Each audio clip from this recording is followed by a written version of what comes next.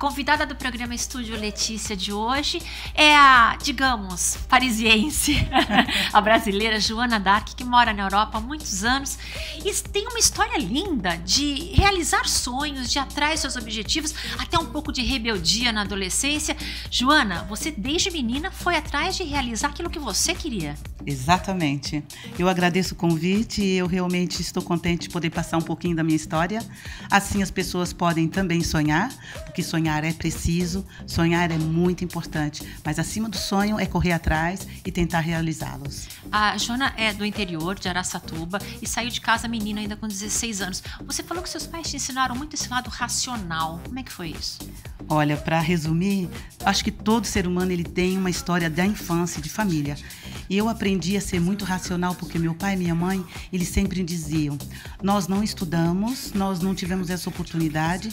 Se vocês puderem estudar e poder fazer alguma coisa por vocês, façam.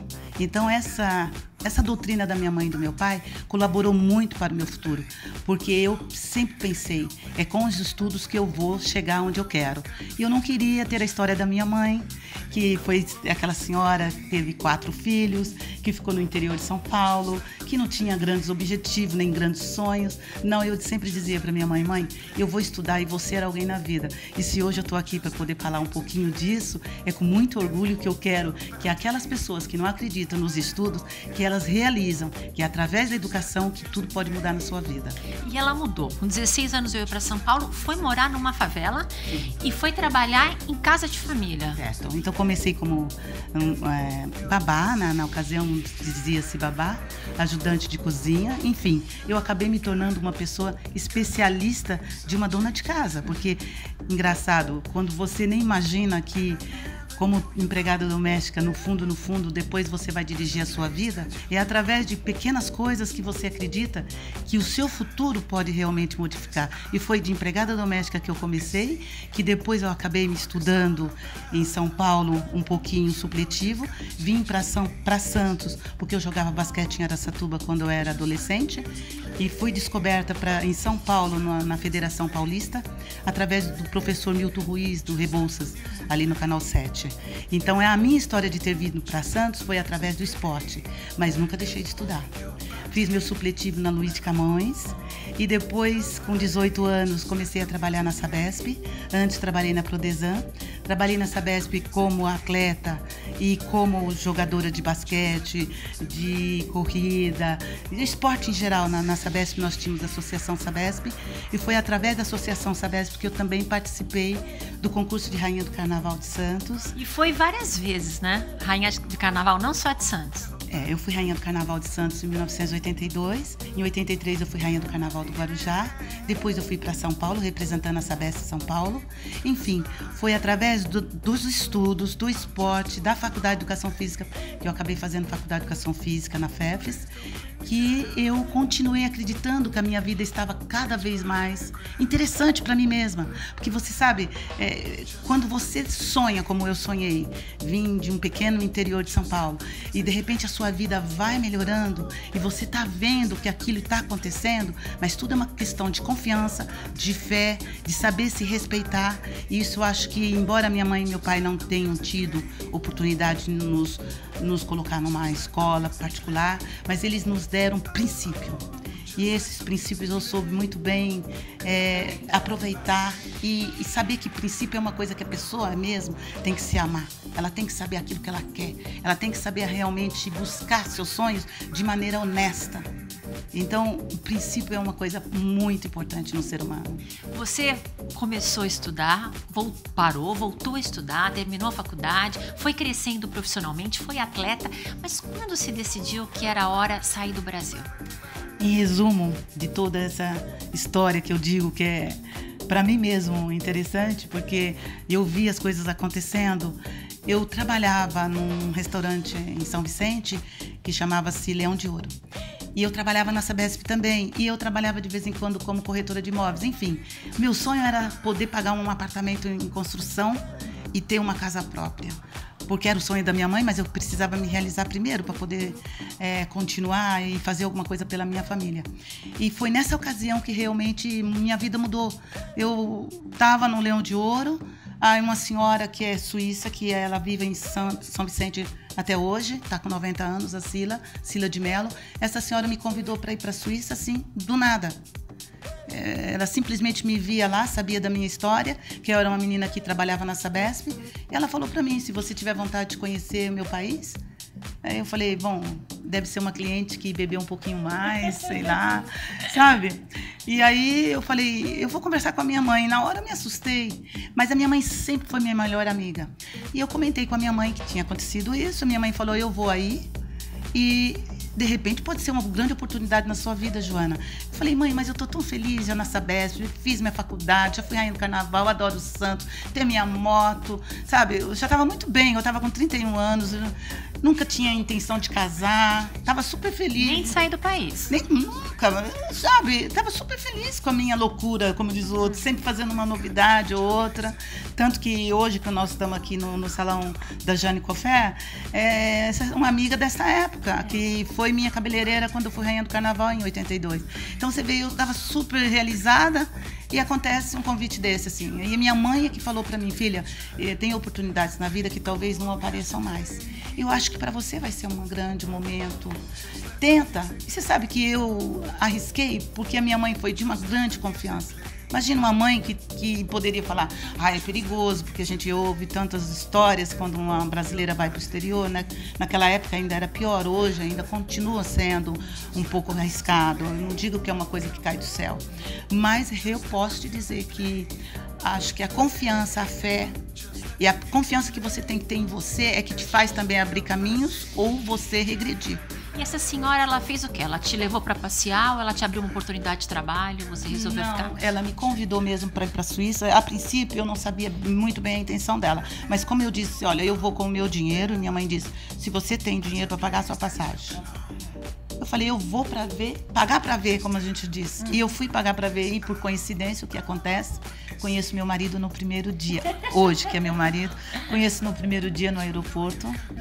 Conheci o Peter porque uma brasileira que tem um estilo assim, mulata, dançarina, carnaval, tudo isso, ela é, às vezes, mal interpretada. Então, ela precisa realmente ter uma postura muito forte quando ela é mal interpretada.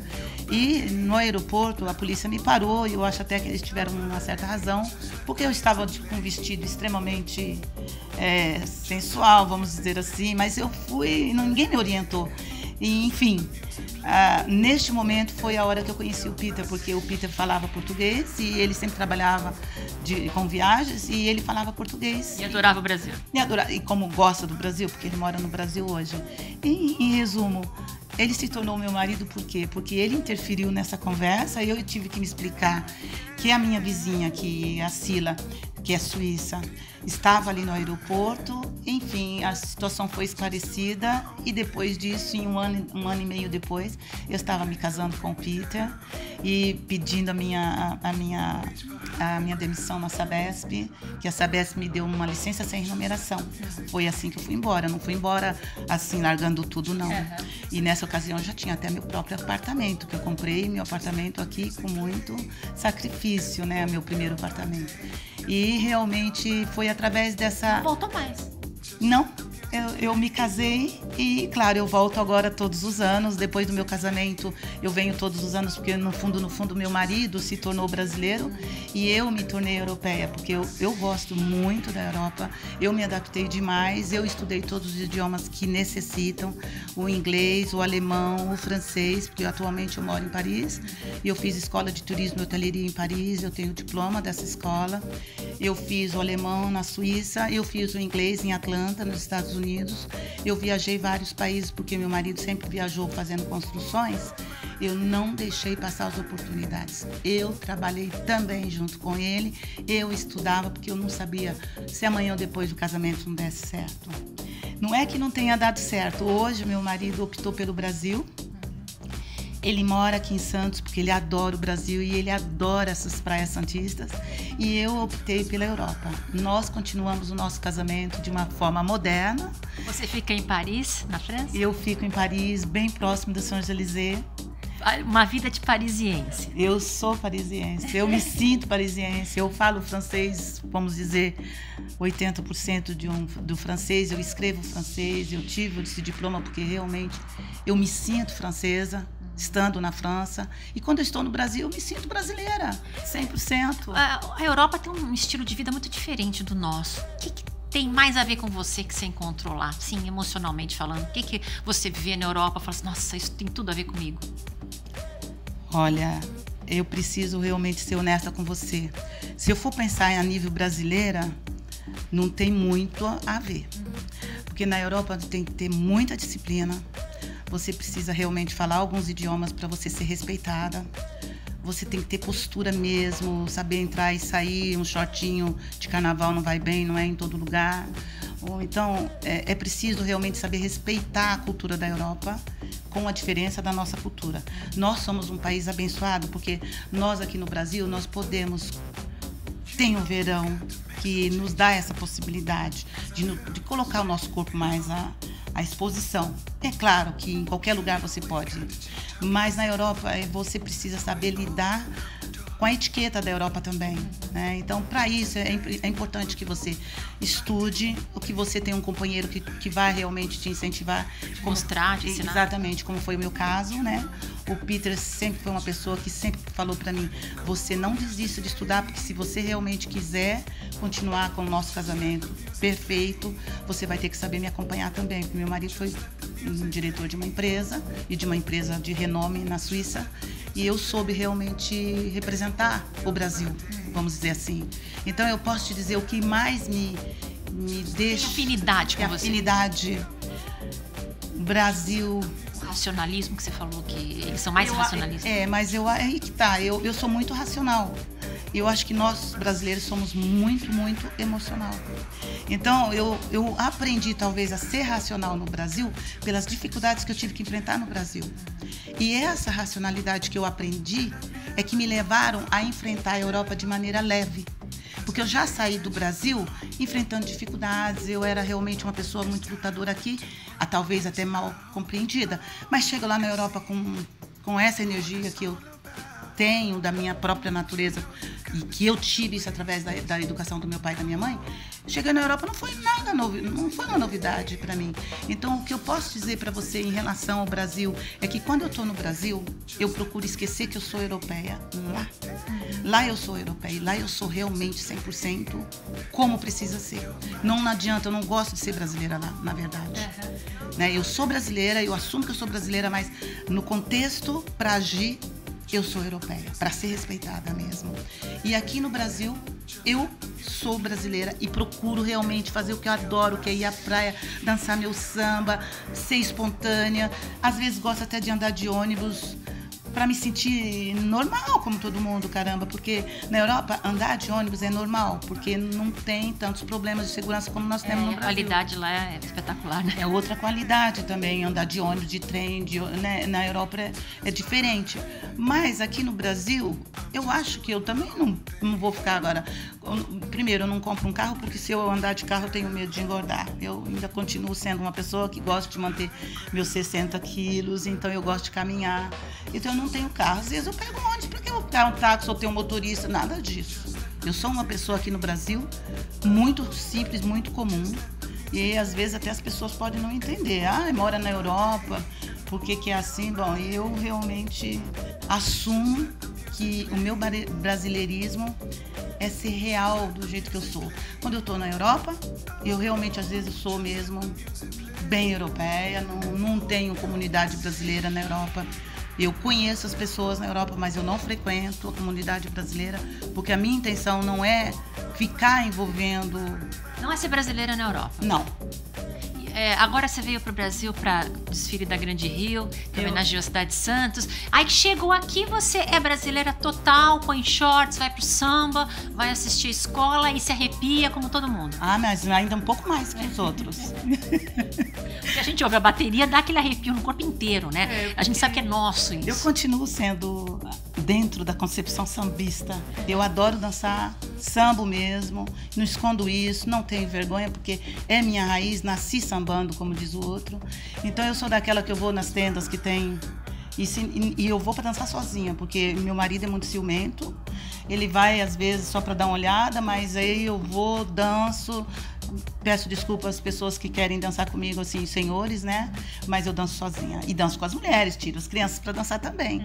Então, eu acho que o gostoso que não tem na Europa é essa espontaneidade. E que eu preciso. E que eu venho para o Brasil exatamente para ter esse calor humano que o Brasil tem, que é só no Brasil mesmo. Bom, eu vou fazer uma pergunta que eu acho que ela não vai conseguir responder agora, né? Então, depois de todos esses anos, qual é o seu país? Se eu estou no Brasil, 100% brasileira, mas se eu estou na Europa, 100% europeia, eu procuro, mas nunca vou ser 100%, porque uma coisa que eu quero que as pessoas entendam, o melhor país do mundo é onde estão as suas raízes, onde está a sua família, onde estão os seus verdadeiros amigos. Muito bom, adorei conversar, adorei te conhecer, Joana Dark. Ela me contou a história de vida toda, uma história rica, cheia de força, cheia de determinação. É bonito ver gente que toma nas próprias mãos a vida, o curso da vida e decide o que vai fazer. Olha, você foi uma grande inspiração para mim hoje, viu? Eu espero que a minha história possa colaborar com os sonhos de muitos adolescentes, principalmente com as moças que têm vontade de sair do Brasil e as que são iludidas com que sair do Brasil é muito fácil, a beleza conta, claro, a beleza é importante, mas acima de tudo é o amor que você tem que sentir por você, o respeito que você tem que ter por você. Estudar é importante mesmo demais, então não desista dos seus sonhos, é o que eu quero dizer para as pessoas. A saúde acima de tudo, mas a saúde mental e física é importante que se unam. Obrigada, adorei, Joana Dark. Um Obrigada beijo, boa estadia aqui no Brasil. Obrigada a vocês todos também. Um beijo para todos que estão me assistindo e aquelas pessoas que um beijo mais, meu carinho eterno.